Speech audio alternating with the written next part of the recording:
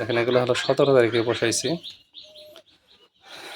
আর এই যে এখানেও আছে, এগুলো কিন্তু আমি সব হলো মুরগিদের বসিয়ে দিয়েছি।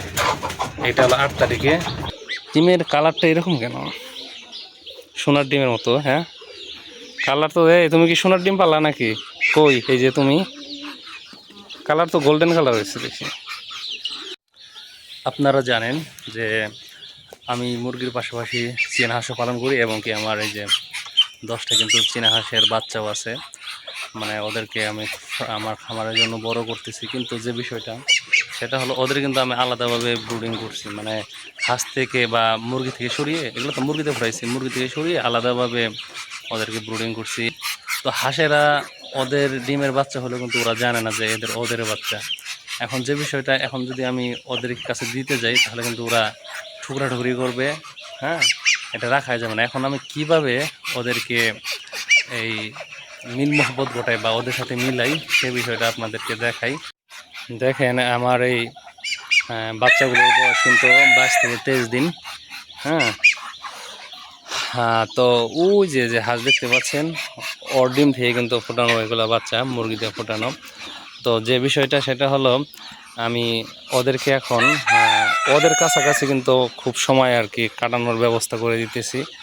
কারণ ওরা যদি হঠাৎ করে এনে ছেড়ে দিয়ে, আমি দেখছি ছেড়ে দিয়ে যে ঠুকরাঠুকরি শুরু করে, কিন্তু যদি এইভাবে ওরা দেখতে দেখতে একটু অভ্যস্ত হয়ে যায় তাহলে কিন্তু ওই ঠুকরাঠুকরিটা এতটা করবো না। তাছাড়া আপনারা অনেকেই জানেন যে ওদের যে ডিমগুলো এগুলো মুরগিদের বসিয়ে দেওয়ার কারণে ওরা এখন কিন্তু কুচে ভাঙে না। এই যে ওরও কুচে ভাঙেনি, ওই যে ওরও ভাঙেনি, ওরা একটু অ্যাগ্রেসিভ আছে। হ্যাঁ, এর জন্য কিন্তু এখন ছেড়ে দিলে বেশি আর কি ওদেরকে আক্রমণ করতেছে।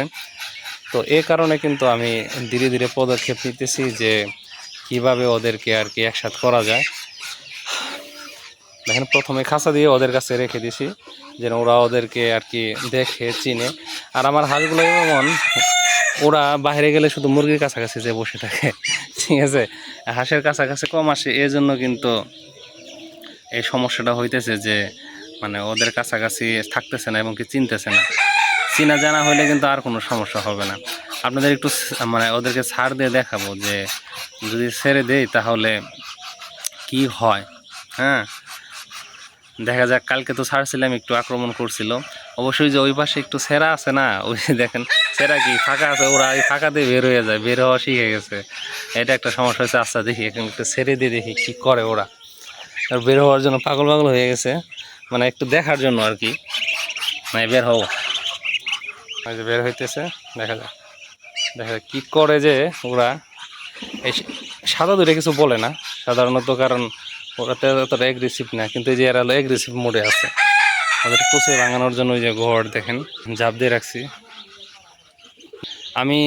সকালে কিন্তু ওদেরকে ছেড়ে দিছি, আর আজকে কিছুটা প্রাকৃতিক যে ভেষজ উপাদান সেগুলো দিছি। আপনাদের একটু দেখাই কী কী দিছি, মানে পানির সাথে মিশিয়ে দিছি। সকালের খাবার কিন্তু দিই নাই। এই যে দেখেন, সপ্তাহে অন্তত একদিন দিলে খুবই ভালো। এখানে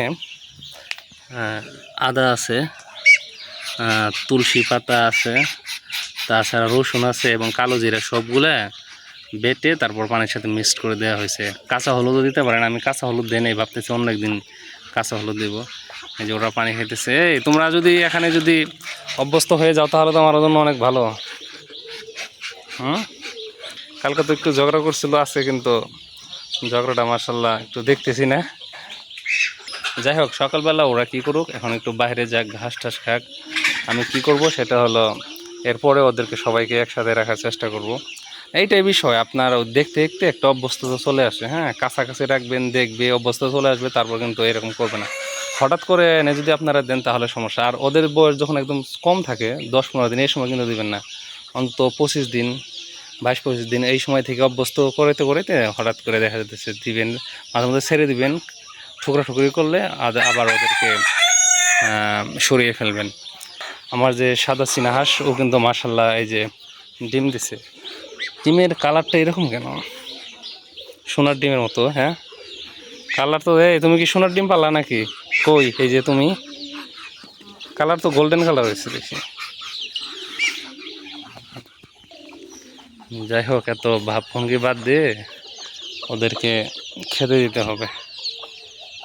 মুরগির বাচ্চা কিছু সেল করে দেবো দেখি।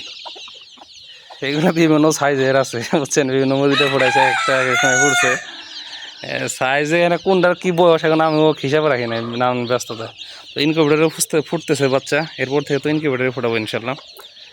যারা বড় বড় ফার্মিং তারা কি করে, ধরেন হলো ইনকিউবেটরে ফুটিয়ে তারা আবদ্ধ করে পালন করে 1 মাস 1.5 মাস বয়সে বিক্রি করে। ওগুলো এনে যদি আপনারা এমনি সাধারণ পরিবেশে ছেড়ে দেন তাহলে কিন্তু ওদের টেকা খুব দেয়। আমার যেটা করার ইচ্ছা সেটা হলো ওদেরকে ইনকিউবেটরে আমি করবো, ঠিক আছে, বাচ্চা ফোটাবো, ঠিক আছে, কিন্তু কিছুদিন ব্রুডিং করে ওদের কিন্তু এই প্রাকৃতিক পরিবেশে ছেড়ে দিব। ছেড়ে দিলে ওরা এই প্রাকৃতিক পরিবেশের সাথে একটা মানানসই হবে। তারপর দেখা যেতেছে আমার সেল করার ইচ্ছা। হ্যাঁ, জানি যে কেউ নিয়ে যেন প্রাকৃতিক পরিবেশে, সাধারণ একটা পরিবেশে পালন করে রাখতে পারে। ইনকিউবেটরে ফুটাক আর যেখানে ফুটাক, তারপরে যদি ওদেরকে এই যে ধীরে ধীরে প্রাকৃতিক সাধারণ পরিবেশে এরকম অভ্যস্ত করা হয়, তারপর যদি বিক্রি করা হয়, যে ক্রেতা সে কিন্তু ঠকবে না। কিন্তু মানুষ তো বেশিরভাগ ক্ষেত্রে লাভের চিন্তা করে বেশি, তার কাছ থেকে মুরগি কিনলো তার কি হবে তা কিন্তু চিন্তা করে না। দেখেন মাশাআল্লাহ, এগুলো হলো আমার হাঁসের ডিম। দেখেন এগুলো হলো 17 তারিখে বসাইছি, আর এই যে এখানেও আছে। এগুলো কিন্তু আমি সব হলো মুরগিতে বসিয়ে দিয়েছি। এটা হলো 8 তারিখে। তো চীনা হাঁসের আপনার ব্যাপক চাহিদা দেখাইছেন। তো চীনা হাঁস আসবে ইনশাল্লাহ, বাচ্চা ফুটবে, আপনারা দোয়া করবেন। তো দেখা যাচ্ছে তারপর ইনশাল্লাহ আপনাদের দেওয়া যাবে। যাই হোক, ওদেরকে আমি এখন খেতে দিই। বিষয়ে ছিলাম চীনা হাঁসের, চলে আসলাম হলো মুরগির। এই যে ওরা বের হওয়ার জন্য পাগল হয়ে গেছে, সবাইকে এখন বের করে দেবো তোমাদের, ঠিক আছে। যাই হোক প্রিয় দর্শক, হ্যাঁ, আমার জন্য দোয়া করবেন। আপনাদের জন্য আমি দোয়া করি যেন যার যার স্বপ্ন রয়েছে খামারি হওয়ার, খামারি হতে পারেন। ধন্যবাদ জানাই সবাইকে যারা ভিডিওটি দেখলেন।